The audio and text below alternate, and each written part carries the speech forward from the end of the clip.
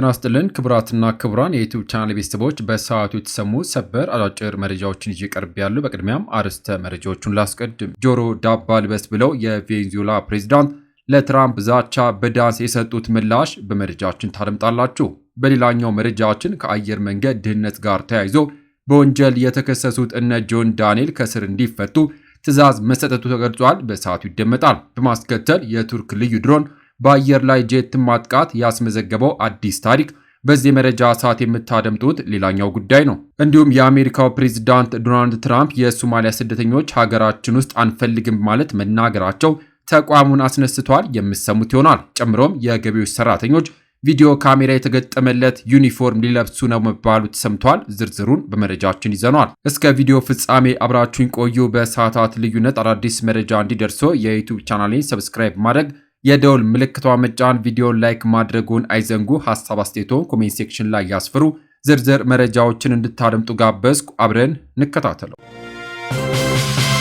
ክቡራን አድማጮች፣ በቅድሚያም ትራምፕ የሶማሊያ ስደተኞች ሀገራችን ውስጥ አንፈልግም ወደ መጡበት መመለስ አለባቸው አሉ። የአሜሪካው ፕሬዝዳንት ዶናልድ ትራምፕ የሶማሊያ ስደተኞች ሀገራችን ውስጥ አንፈልግም ወደ መጡበት መመለስ አለባቸው ሲሉ መናገራቸው ተሰምቷል። ማክሰኞ ዕለት በካቢኔት ስብሰባ ላይ ስለ ሰማያዊ ስደተኞች ሲናገሩ እውነቱን ለመናገር በሀገራችን እንዲኖሩ አልፈልግም ብሏል። ፕሬዚዳንት ትራምፕ አክለውም ወደ ሀገራችን ቆሻሻ መውሰድ ብንቀጥል አሜሪካ በተሳሳተ መንገድ ትሄዳለችም ብሏል። የኢሚግሬሽን ባለስልጣናት በሚኒሶታ ሰፊ የሶማሊያ ማህበረሰብ ውስጥ ዘመቻ እያቀዱ ስለመሆናቸው እየተነገረ ባለበት ወቅት ነው ትራምፕ ይህን የሚያንኳስስ አስተያየት የሰጡት።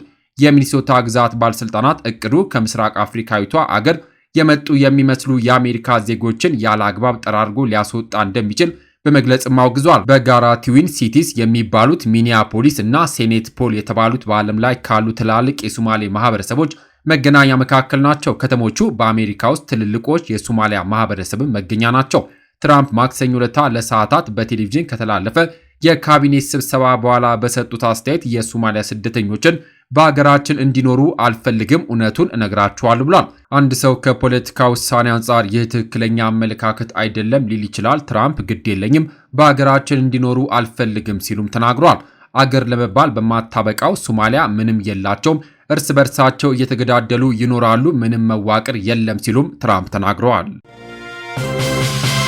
ወደሚቀጥለው መረጃ ሳልፍ ከአየር መንገድ ደህንነት ጋር ተያይዞ በወንጀል የተከሰሱት እነ ዮሐንስ ዳንኤል ከስር እንዲፈቱ ትዕዛዝ ተሰጠ። የፌዴራሉ ከፍተኛ ፍርድ ቤት አንደኛ ልዩ ከባድ ወንጀል ችሎት ከኢትዮጵያ አየር መንገድ ደህንነት ጋር ተያይዞ በወንጀል የተከሰሱት እነ ዮሐንስ ዳንኤል ወይም ደግሞ ጆን ዳንኤል በስርዓት እንዲቀጡ ወስኖ የታሰሩት በቂ ስለሆነ ከስር እንዲፈቱ ትዕዛዝ ሰጥቷል። የፍትህ ሚኒስቴር የተደራጁና ድንበር ተሻጋሪ ጉዳዮች አቃቢ ሕግ በዮሐንስ ዳንኤል ወይም ደግሞ ጆን ዳንኤል፣ አማኑኤል መውጫ፣ ናትናኤል ወንደሰን፣ ኤልያስ ድሪባ እና የዲያ ነጻነት ላይ በነሐሴ 16 ቀን 2016 ዓ.ም ከምሽቱ በግምት 3 ሰዓት ተኩል ላይ ከአዲስ አበባ ወደ መቀለ ከተማ ለመጓዝ አውሮፕላኑ ለበረራ ሲዘጋጅ ቢሆንም የአየር ሁኔታ ለበረራ አዳጋች በመሆኑ በረራው ቢደረግም የሚያደርሰውን ከባድ አደጋ ለመከላከል ጉዞ ተሰርዞ መንገደኞቹ ከአውሮፕላኑ እንዲወርዱ ሲነገራቸው በረራው በግድ መደረግ አለበት፣ አንወርድም በማለት ቀሪ ተሳፋሪዎችም እንዳይወርዱ በመከላከል አሳድመዋል በሚል በዝርዝር ጠቅሶ ክስ አቅርቦባቸው ነበር። በተጨማሪም አቃቢ ሕግ አንደኛ ተከሳሽ ጆን ዳንኤል ላይ በሶስተኛ ክስ የኮምፒውተር ወንጀል ለመቆጣጠር የወጣውን አዋጅ ቁጥር 958/2008 አንቀጽ 13 ንዑስ ቁጥር 3 ስር የተመላከተውን ድንጋጌ በመተላለፍ ክስተቱ ቲክቶክ በተባለ ማህበራዊ ሚዲያ በተንቀሳቃሽ ምስል ቀርጾ በቀጥታ ስርጭት ማስተላለፍ የሚል ክስ አቅርቦበትም ነበር። ተከሳሾቹ በተከሰሱበት የህግ አንቀጽ ጥፋተኛ የተባሉ ሲሆን ችሎቱ በዛሬው ዕለት የአቃቢ ሕግን የቅጣት ማክበጃና የተከሳሾቹን የቅጣት ማቅለያ መርምሮ ውሳኔን አሳልፏል። በዚህም ተከሳሾቹ የተከሰሱበት የህግ አንቀጽ ቀላል እስራትን የሚያስከትል በመሆኑ አንደኛ ተከሳሽ በ1 ዓመት ከ4 ወር፣ ሁለተኛ፣ ሶስተኛ፣ ስድስተኛ ተከሳሽ በ8 ወር እንዲሁም አራተኛ ተከሳሽ በ10 ወር እስራት እንዲቀጡም ወስኗል። በመሆኑም ተከሳሾቹ በእስር ላይ የቆዩበት ጊዜ ተሰልቶ ተከሳሾቹ እንዲፈቱ የፌዴራሉ ከፍተኛ ፍርድ ቤት አንደኛ ልዩ ከባድ ወንጀል ችሎት ውሳኔ ማሳለፉም ተገልጿል። በሌላ ዜና ለትራምፕ ዛቻ በዳንስ የተሰጠ ምላሽ። ከአሜሪካው ፕሬዝዳንት ዶናልድ ትራምፕ ተደጋጋሚ ዛቻ እየደረሰባቸው ያሉት የቬኔዙዌላ ፕሬዝዳንት ኒኮላስ ማዱሮ ጆሮ ዳባ ልበስ ብለው ሲደንሱ ታይቷል። ዶናልድ ትራምፕ የቬኔዙዌላ ፕሬዝዳንት ኒኮላስ ማዱሮ ስልጣናቸውን ለቀው ከሀገር እንዲሰደዱ ቅድመ ሁኔታ እንዳስቀመጡላቸው ይታወቃል። ዳንሰኛው ፕሬዝዳንት ኒኮላስ ማዱሮ ግን በዚህ ሳምንት ካራካስ ውስጥ በተዘጋጀ መድረክ በመውጣት ደጋፊዎቻቸው ፊት የደነሱ ሲሆን ቬንዙዌላ ለመዋጋት ዝግጁ መሆኗንም አውጀዋል።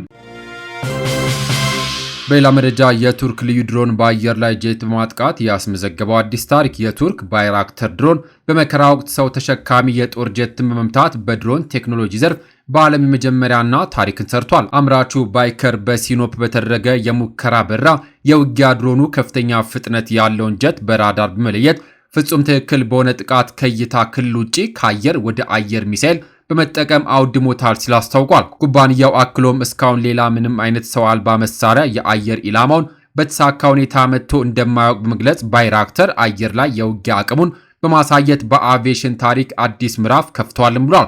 በ5 ኤፍ-16 ተዋጊ ጄቶችና በአንኪኒጂ ድሮን ክትትል የተካሄደው ሙከራ ሰው አልባ አውሮፕላኑ ከፍተኛ ቴክኖሎጂን በመጠቀም የጠላት አውሮፕላኖችን ከሩቅ ርቀት የመለየት አቅሙን ያሳየበት ነው ሲል ባይካር አስታውቋል። በሌላ መረጃ የገቢዎች ሰራተኞች ቪዲዮ ካሜራ የተገጠመለት ዩኒፎርም ሊለብሱ ነው። ግብር ከፋዮች የመከታተልና የመቆጣጠር ኃላፊነት የተሰጣቸው የአዲስ አበባ ከተማ አስተዳደር ገቢዎች ቢሮ ሰራተኞች ከዳር 24 ቀን 2018 ዓ.ም ጀምሮ ካሜራ የተገጠመበት ዩኒፎርም ለብሰው እንደሚሰማሩ ተነግሯል። እንደ ሪፖርተር ዘገባ የከተማ አስተዳደሩ ገቢዎች ቢሮ የተመደበለትን ከ100 ሚሊዮን ብር በላይ ወጪ በመጠቀም ከኢንፎርሜሽን መረብ ደህንነት ወይም ደግሞ ኢንሳ ጋር በመቀናጀት የቦዲ ወርን ካሜራ ፕሮጀክትን አልምቶ በማጠናቀቅ ወደ ተግባር ተሸጋግሯል። የአዲስ አበባ ገቢዎች ቢሮ ከዛሬ ረቡዕ ህዳር 24 ጀምሮ ግብር ነክ ጉዳዮችን በተመለከተ የህግ ማስከበርና የቁጥጥር ስራዎችን የሚያከናውኑ ሰራተኞች ቪዲዮ ካሜራ የተገጠመለት ዩኒፎርም በመልበስ እንደሚሰማሩ አስታውቋል። ይህ የካሜራ ቴክኖሎጂ የቁጥጥር ባለሙያዎች ቁጥጥራቸውን በድምፅና በምስል በመቅረጽ በቀጥታ ለዋና መስሪያ ቤቱና ለቅርንጫፍ ጽህፈት ቤቶች እንደሚልኩ ቢሮ ገልጿል። በመሆኑም በዋና መስሪያ ቤትና በቅርንጫፍ ጽህፈት ቤቶች የሚገኙ ባለሙያዎች በቡድን የሚንቀሳቀሱ የቁጥጥር ባለሙያዎች እያንዳንዳቸው በየትኛውም አካባቢ ቁጥጥር እያካሄዱ መሆናቸውን ወይም ደግሞ ሎኬሽን ትራኪንግ እንዲሁም ከግብር ከፋዮች ጋር የሚያደርጓቸው ንግግሮች በድምፅና በምስል የሚከታተሉ መሆናቸውም ታውቋል። የተከበራችሁ የዩቲዩብ ቻናል ቤተሰቦች ከዚህ በፊት በትሩዝ ኢትዮጵያ ቻናላችን የምታውቁም ቢሆንም አሁን ግን ባልታወቀ ምክንያት በብዙ ሺህ ተከታይ የነበረው ቻናላችን በመዘጋቱ ያዘንን ቢሆንም ግን በአዲስ መንፈስ በሌላ ቻናል ተመልሰናል። ሁላችሁም ይህንን ቻናል ሰብስክራይብ በማድረግ እንድትቀላቀሉኝ ሐሳብና አስተያየታችሁን ኮሜንት በማድረግ ድጋፋችሁ አይለይኝ ስል ከምስጋና ጋር በአክብሮት እየጠየቁኝ ለሰዓቱ ያስኩላችሁ ሰበር መረጃዎች እነዚህን ይመስሉ ነበረ። ከሰዓታት በኋላ በሌሎች በአዳዲስ መረጃ እስከምንገናኝ በያለንበት የዓለም ዳርቻ ቸር እንቆይ።